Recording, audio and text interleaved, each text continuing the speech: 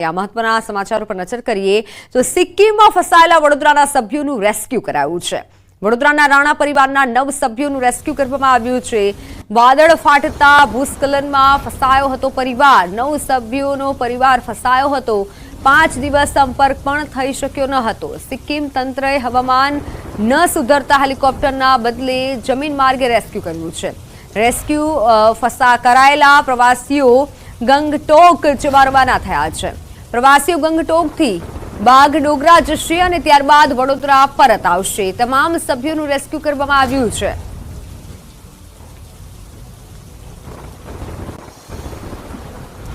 પાંચ દિવસ સંપર્ક પણ થઈ શક્યો ન હતો। તંત્રએ જમીન માર્ગે તમામનું રેસ્ક્યુ કર્યું છે। વાદળ ફાટતા ભૂસ્ખલનમાં પરિવારના સભ્યો ફસાયા હતા। લગભગ 9 જેટલા સભ્યો ફસાયા હતા અને 5 દિવસ સુધી તેઓનો સંપર્ક થઈ શક્યો ન હતો, પરંતુ તમામ સભ્યોનું રેસ્ક્યુ કરવામાં આવ્યું છે અને હવે તેઓ વડોદરા પરત ફરશે। તંત્રએ જમીન માર્ગે તમામનું રેસ્ક્યુ કર્યું છે। સિક્કિમમાં ફસાયો હતો વડોદરાનો પરિવાર। ઓનલાઈન પર સંવાદદાતા હાર્દિક જોડાઈ ચૂક્યા છે। હાર્દિક, કયા સમયે પરિવાર આવી શકે છે? તેમની અત્યારે હાલત કેવી છે? બિલકુલ જો આ રાણા પરિવારની વાત કરીએ તો તેઓ છેલ્લા ઘણા દિવસોથી જે સિક્કિમ છે ત્યાં ફસાયેલા હતા અને છેલ્લા 5 દિવસથી આ પરિવારના જે સભ્યો છે તે સંપર્ક વિહોણા બન્યા હતા, કારણ કે ત્યાં જે આભ ફાટ્યો હતો અને પૂર આવ્યું હતું, એના કારણે ટેલિફોનની તમામ લાઈનો બંધ થઈ ગઈ હતી। રેલવેના તમામ વ્યવહાર જે છે તે ખોરવાઈ ગયા હતા। ત્યારે આખરે આ ભૂસ્ખલનની ઘટના બાદ જે આ પરિવારના સભ્યો છે તેમનું 5 દિવસ બાદ જે છે તે સંપર્ક થઈ શક્યો છે અને જે પરિવારના સભ્યો છે વડોદરા ખાતે છે તેમની સાથે તેમની ફોન પર વાતચીત થઈ ગઈ છે। સિક્કિમનું જે તંત્ર છે તેમના દ્વારા જે છે તે હેલિકોપ્ટરને બદલે જમીન માર્ગે રેસ્ક્યુ જે છે તે કરવાની પ્રક્રિયા હાથ ધરાઈ છે। ઉલ્લેખનીય બાબત છે કે હજી પણ ત્યાંનું જે વાતાવરણ છે તે ખરાબ છે। ત્યાં સતત વરસાદ જે છે તે પડી રહ્યો છે, જેના કારણે હેલિકોપ્ટરને બદલે જે માર્ગ રસ્તેથી જે છે જમીન માર્ગે જે છે રેસ્ક્યુ કરવાની પ્રક્રિયા જે છે તે હાથ ધરાઈ છે। પરિવારને વડોદરા આવવાની વાત કરીએ તો આ રેસ્ક્યુ કરાયેલા તમામ જે પ્રવાસીઓ છે તેમને ગંગટોક જે છે ત્યાં રવાના કરવામાં આવ્યા છે અને ત્યાંથી આ તમામ જે પ્રવાસીઓ છે તેઓ બાગડોગરા જે જશે અને ત્યારબાદ વડોદરા આવવા માટે લગભગ આવતીકાલ સુધી પરત ફરશે। જી બિલકુલ હાર્દિક, આભાર માહિતી બદલ। તો દક્ષિણ ગુજરાતમાં વરસાદી માહોલ છે। છેવાડાના વલસાડમાં ગઈકાલથી મેઘમહેર શરૂ થઈ છે। રાત્રે જિલ્લાના લગભગ તમામ તાલુકાઓમાં વરસાદ વરસ્યો હતો। વાપી અને આસપાસના વિસ્તારમાં ધોધમાર વરસાદ વરસ્યો હતો। આથી થોડીક જ વારમાં રસ્તાઓ પાણી થઈ ગયા હતા। વાપી ઉપરાંત ઉમરગામ, પારડી, વલસાડ, ધરમપુર, કપરાડામાં પણ મેઘમહેર યથાવત છે। 24 કલાકમાં જિલ્લામાં સૌથી વધુ ઉમરગામમાં 2.64 ઇંચ વરસાદ નોંધાયો। વલસાડમાં 2.24 ઇંચ, કપરાડામાં 1 ઇંચ, પારડીમાં 1 ઇંચ, વાપીમાં 1 ઇંચ વરસાદ વરસ્યો।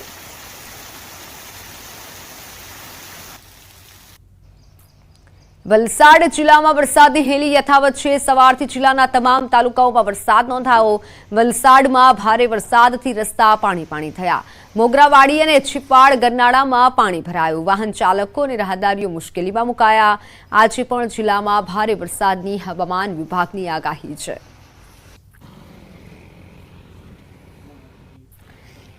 વલસાડમાં ગઈ મોડી રાત્રે ભારે પવન સાથે વરસાદથી કાંઠા વિસ્તારમાં અનેક જગ્યાએ વીજ થાંભલા તૂટી પડ્યા હતા, તો કેટલાક વિસ્તારોમાં વીજ પુરવઠો ખોરવાયો હતો।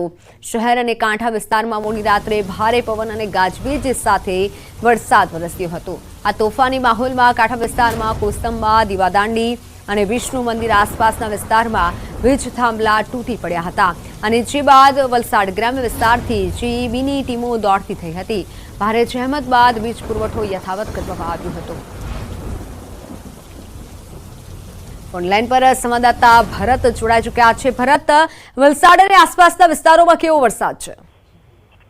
બિલકુલ, વલસાડ જિલ્લામાં છેલ્લા 1 અઠવાડિયાથી છૂટોછવાયો વરસાદ વરસતો હતો, પરંતુ ગઈકાલે જિલ્લામાં વિધિવત રીતે ચોમાસાની શરૂઆત થઈ ગઈ હોય તે રીતે મેઘમંડાણ થયા છે। ગઈકાલે પણ અત્યાર સુધીમાં જિલ્લાના ઉમરગામ તાલુકામાં 2.5 ઇંચથી વધુ વરસાદ છે અને સાથે વલસાડમાં પણ 2 ઇંચ જેટલો વરસાદ વરસ્યો છે। કપરાડા અને ધરમપુરમાં 1.5 ઇંચ છે અને સાથે જ વાપી, પારડી અને ઉમરગામ તાલુકામાં 1 ઇંચ વરસાદ વરસ્યો છે। તમામ તાલુકાઓમાં સાર્વત્રિક વરસાદ છે। જો કે ગઈકાલે મોડી રાત્રે જિલ્લાના કેટલાક દરિયા કિનારા વિસ્તારોમાં તોફાની માહોલમાં વરસાદ વરસ્યો હતો, જેને કારણે વલસાડના દરિયા કિનારા નજીક આવેલા કોસંબા અને દીવાદાંડી સહિતના આજુબાજુના વિસ્તારોમાં કેટલીક જગ્યાએ વીજ થાંભલાઓ તૂટી પડ્યા હતા, જેને કારણે કલાકો સુધી વીજ પુરવઠો ખોરવાયો હતો। મોડી રાત્રે વીજ પુરવઠો ખોરવાતા જીબીની ટીમો તરતી થઈ હતી અને વીજ પુરવઠો યથાવત કરવા માટેના પ્રયાસ કર્યા હતા। આખરે કલાકોની જહેમત બાદ વીજ પુરવઠો યથાવત કરવાના સફળતા મળી હતી। જોકે ગ્રામ્ય વિસ્તાર નહીં પરંતુ શહેરી વિસ્તાર એવા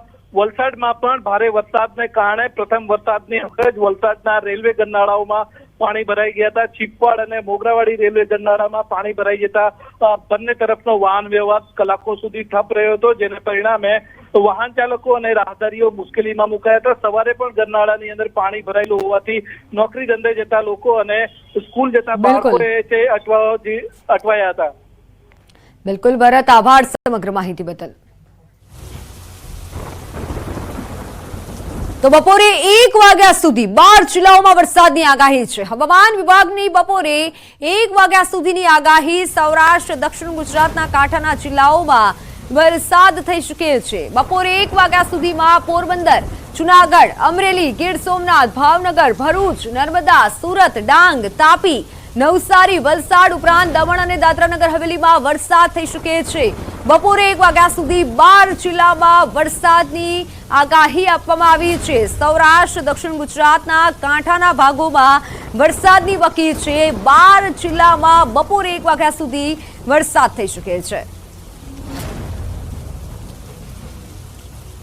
તો વડોદરામાં ઝાડા ઉલટીના કારણે એકનું મોત નીપજ્યું છે તેવો દાવો કરવામાં આવ્યો છે। અણઘટ ગામમાં 16 વર્ષીય કિશોરીનું મોત નીપજ્યું। જાનવી ગોહિલ નામની કિશોરીને ઝાડા ઉલટી અને ચક્કર આવતા બેભાન થઈ હતી અને ગોત્રી હોસ્પિટલમાં સારવાર માટે લઈ જવાઈ હતી, જ્યાં તબીબોએ જાનવીને મૃત જાહેર કરી હતી।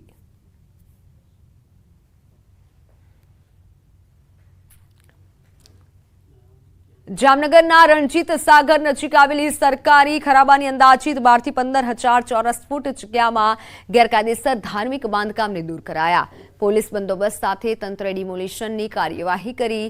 મોખાણાથી હર્ષદપુર જતા રોડ પર રણજીત સાગર ડેમના કાંઠે બુધવારે સૂર્યાસ્ત પહેલા આવા ગેરકાયદે બાંધકામને દૂર કરાયા હતા। જિલ્લા વહીવટીતંત્ર દ્વારા ખાસ એક્શન પ્લાન સાથે ગેરકાયદે ધાર્મિક બાંધકામને તોડી પડાયું હતું।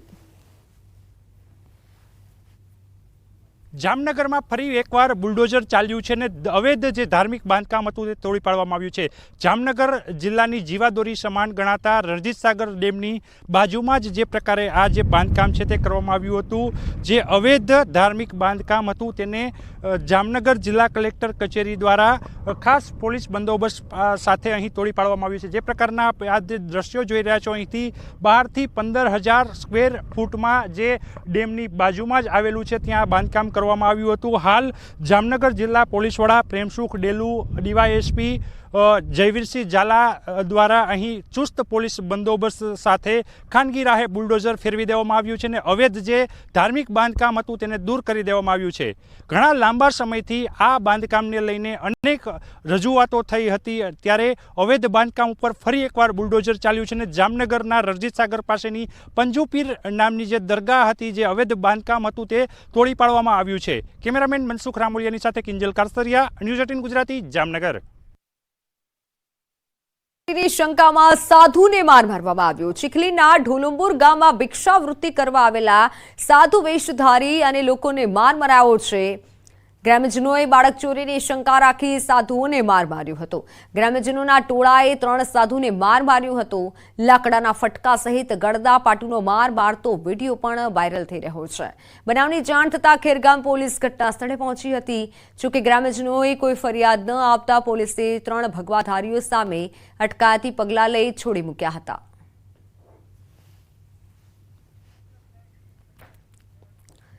વાત સુરતની। સુરતના ઉન બીઆરટીએસ સ્ટેશનમાં 3 અજાણ્યા શખ્સોએ તોડફોડ કરી બસના કાચ અને કેમેરા તોડી નાખ્યા।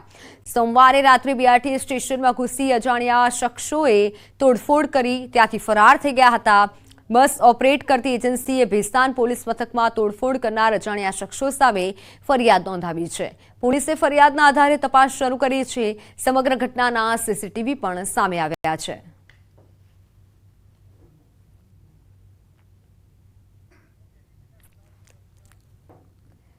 વાત રાજકોટની. રાજકોટમાં 2 હત્યાના બનાવ સામે આવ્યા છે. કોઠારિયા વિસ્તારમાં યુવાનની હત્યા કરવી અને લાશ સળગાવી દેવામાં આવી. આ કેસમાં આજીડેમ પોલીસ તપાસ કરી રહી છે.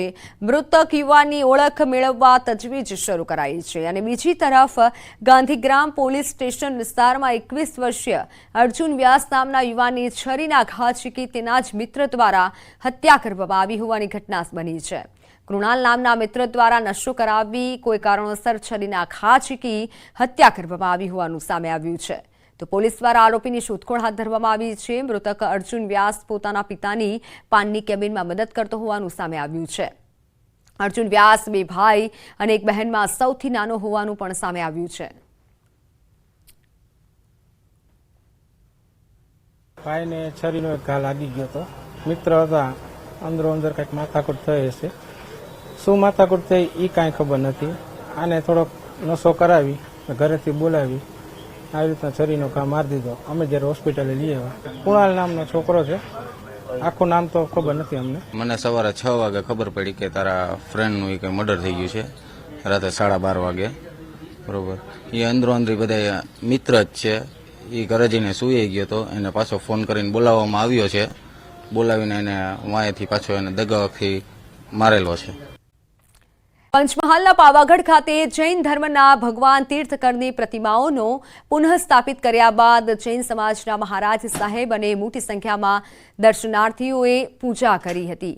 જ્યારે મહારાજ સાહેબ દ્વારા ભગવાનની પ્રતિમાઓને પુનઃસ્થાપિત કર્યાનો આનંદ વ્યક્ત કરવાની સાથે જ આગામી સમયમાં પ્રતિમાઓને કોઈ વિધર્મીઓ કે પ્રશાસન દ્વારા કંઈ પણ કરવામાં આવશે તો રક્ષણ માટે શ્રીફળની જેમ પોતાના મસ્તક ધરી દેવાનો સંકલ્પ લેવાયો હતો.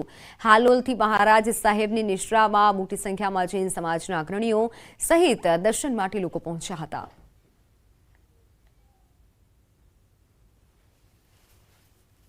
આપના તીર્થ ઉપર ગમે ત્યારે વિધર્મીઓ દ્વારા કે પ્રશાસન દ્વારા કોઈ પણ પ્રકારની આપત્તિ આવશે તો અમે સૌ આ શ્રીફળની જેમ અમારું મસ્તક પણ સમર્પિત કરવા તૈયાર છીએ. પરંતુ તો હાલ સમાચારોમાં સમય થયો છે વિરામનો.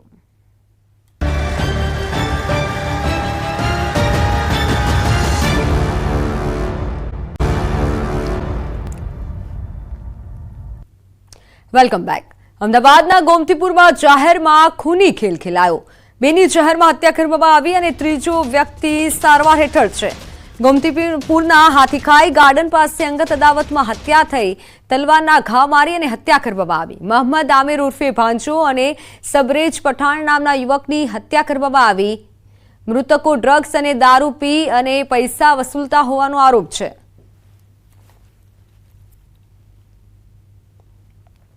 પાન પાર્લરવાળા સાથે બોલાચાલી બાદ મામલો બીચક્યો હતો. મોડી રાત્રે મૃતક આરોપીને મારવા માટે ખુલ્લી તલવારો સાથે મૃતક આમિર તબરેજ આરોપીને મારવા માટે પાનના પાર્લર પર પહોંચ્યો હતો અને આરોપીના ઘર નજીક બોલાચાલી કરી કે જ્યાં આરોપી સમીર, કામિલ અને સોહેલે આમિરને હથિયારથી હુમલો કરી તેને હત્યા કરી હતી. આ કેસમાં ગોમતીપુર પોલીસે એક આરોપીની અટકાયત કરી છે, જ્યારે અન્ય 2ની શોધખોળ યથાવત છે.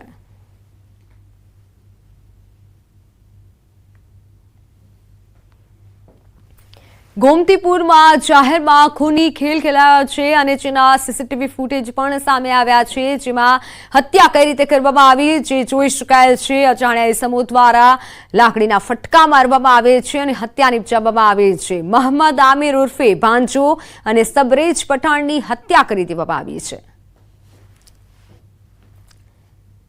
તો યુપીમાં સિપાહી પરીક્ષા પેપર લીક મામલો. ગુજરાતની એજ્યુટેસ્ટ કંપની બ્લેકલિસ્ટ કરાઈ છે. એજ્યુટેસ્ટ કંપની પરીક્ષાની જવાબદારી તેઓને આપી હતી. તપાસમાં કંપનીની બેદરકારીના પુરાવા મળ્યા છે. કંપની માલિક વિનીત આર્યા વિદેશ ફરાર થઈ ગયા છે. એસટીએફે કંપનીને અનેક નોટિસ આપી હતી. પેપર લીકની તપાસ એસટીએફ કરી રહી છે.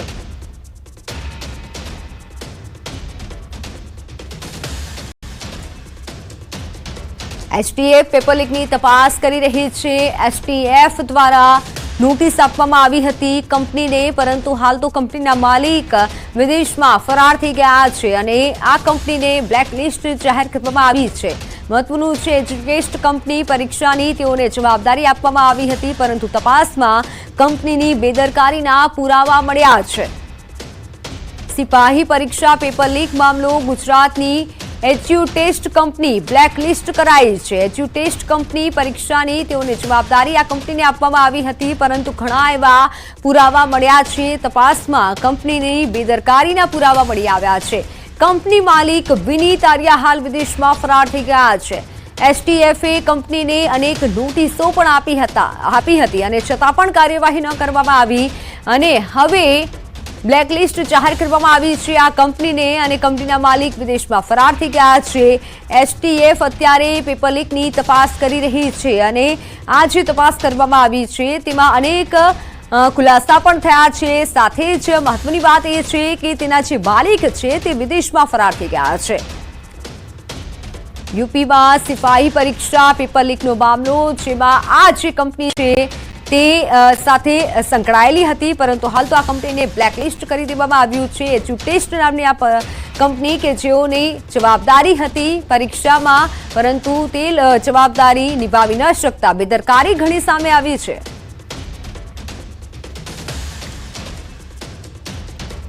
ફિલ્મ મહારાજ અંગે હાઈકોર્ટમાં આજે સુનાવણી થશે. ફિલ્મ નિહાળ્યા બાદ કોર્ટ ચુકાદો સંભળાવી શકે છે. બોલિવૂડ એક્ટર આમિર ખાનના પુત્ર જુનૈદ ખાનની મહારાજ ફિલ્મ સામે કોર્ટે અગાઉ વચગાળાનો સ્ટે આપ્યો હતો. ગઈકાલની સુનાવણીમાં કોર્ટમાં અરજદારે કહ્યું કે અમને કોઈ કોમર્શિયલ લાભ નથી જોતા, ધાર્મિક લાગણી ન દુભાવવી જોઈએ. કોર્ટનો જે નિર્ણય હશે તે માન્ય રહેશે. તો બીજી તરફ મહારાજ ફિલ્મનો પોરબંદરમાં વૈષ્ણવ સમાજે વિરોધ કર્યો હતો. જુદી જુદી હવેલીના બાબાશ્રીઓની આગેવાનીમાં વૈષ્ણવ સંપ્રદાયના અનુયાયીઓએ કલેક્ટર અને એસપીને આવેદન આપ્યું હતું.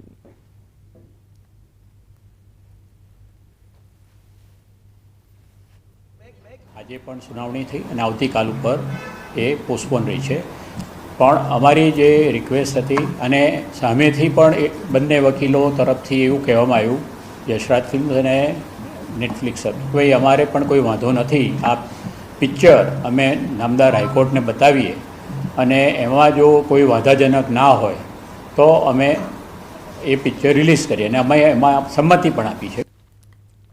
અમદાવાદ કોર્પોરેશને વૃક્ષોનું નિકંદન કરનાર 2 પબ્લિસિટી એજન્સીઓને 1 કરોડનો દંડ ફટકાર્યો હતો. વૃક્ષો કાપનારા સામે આવડી મોટી કાર્યવાહી એએમસીએ પ્રથમવાર કરી છે, પરંતુ જાણે આ દંડ વસૂલવાનું એએમસી ભૂલી ગઈ હોય તેવો ઘાટ સર્જાયો છે. જી હા, ચિત્રા બી અને ઝવેરી કંપનીને 50 લાખનો દંડ ફટકાર્યાના 20 દિવસ બાદ પણ એએમસીએ દંડ નથી વસૂલ્યો. મોટા ઉપાડે એએમસીએ દંડ ફટકારવાની કાર્યવાહી માત્ર ચોપડે જ કરી હોય તેવું લાગી રહ્યું છે. કાર્યવાહી માત્ર હવામાં હોય તેમ હજી સુધી દંડની ઉઘરાણી નથી કરાઈ. જ્યારે 10 દિવસમાં દંડ ભરવાનો આદેશ કરાયો હતો. ઉલટા ચોર કોટવાલ કો ડાંટે તેમ એજન્સીઓ તો હાથ જ ઉપર કરી નાખ્યા છે અને એએમસીને લેખિત આપ્યું છે કે અમે કોઈ આ પ્રકારના વૃક્ષો કાપ્યા જ નથી અને જેથી અમારે કોઈ દંડ આપવાનો આવતો જ નથી. ત્યારે મહત્વનું છે કે બંને કંપનીઓએ જાહેરાતના હોર્ડિંગ્સ દેખાય તે માટે 550થી વધુ વૃક્ષોનું નિકંદન કર્યું હતું. આ અંગે એસ્ટેટ વિભાગના અધિકારીઓએ ટેલિફોનિક વાતચીતમાં જણાવ્યું હતું, એજન્સીને નોટિસ આપી, પરંતુ એજન્સી વૃક્ષો કાપ્યા હોવાનો સ્વીકાર નથી કરતી અને જેથી હવે આ અંગે ગાર્ડન વિભાગ પાસે સાબિતી મંગાવવામાં આવી છે. જ્યારે ગાર્ડન વિભાગનું કહેવું છે કે તેમણે જ માહિતી આપી હતી, તેના આધારે એએમસીએ કાર્યવાહી કરી હતી. ત્યારે હવે સમગ્ર મામલે એકબીજાને ખો અપાઈ રહ્યો છે. હવે આ દંડ લેશે કોણ તેને લઈને અનેક સવાલ ઉઠી રહ્યા છે અને મહત્વનો સવાલ તો છે કે દંડ ક્યારે વસૂલવામાં આવશે.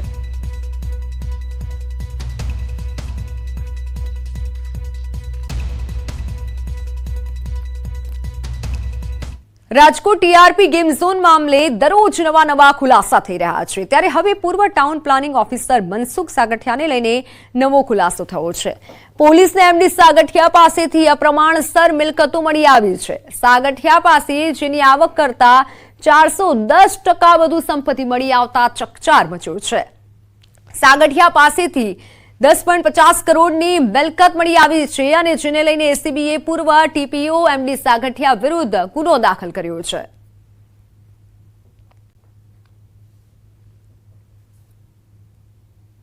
સાગઠિયાના શાહી સામ્રાજ્યની વાત કરીએ તો તેની પાસેથી 10,55,37,355 રૂપિયાની વધુ સંપત્તિ મળી આવી છે.